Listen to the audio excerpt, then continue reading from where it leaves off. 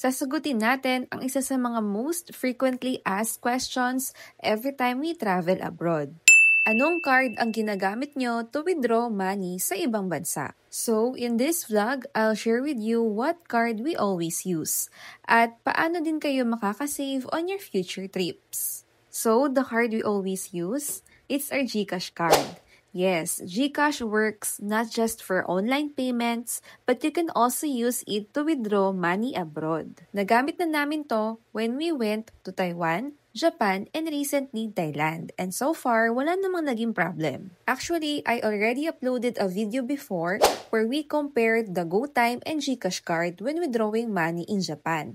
Pareho silang okay in terms of conversion rate. Pero kung i-compare talaga, mas maganda ang GCash card when it comes to rates. And by the way, this video is not sponsored. We just really want to help you save money on your travels. Now, sa Thailand, yes, madaming money changers. So, nasa inyo pa rin if gusto nyo magpapalit. Pero sa amin, we always withdraw from ATM abroad kasi mas convenient and usually maganda na rin yung conversion. Paano nga ba kami kumuha ng GCash card? Here's how you can get one directly sa app. Open your GCash app, go to View All, and then Cards, and then click Order a Card.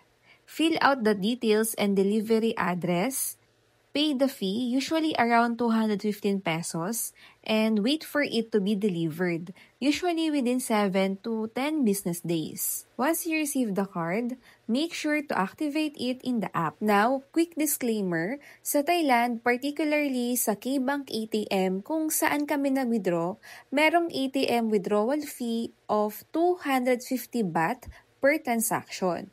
So, ang tip namin, plan your budget ahead para isang withdrawhan na lang.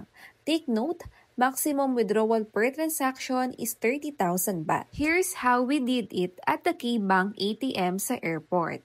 Just insert your GCash card, then input your PIN. Then change the language to English and select cash withdrawal. As you can see, lalabas na dyan yung mga amount na pwede mong ma-withdraw.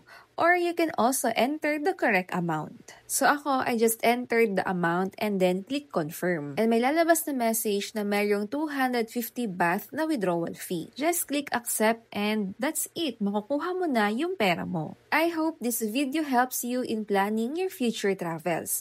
If you have more questions about using GCash abroad or anything travel related, feel free to leave a comment below. And don't forget, if you're booking hotels, activities, or tours for your next trip, make sure to use our club code KatiPitLook para makasave pa kayo. Also, don't forget to like and follow para updated kayo sa next travel vlogs namin.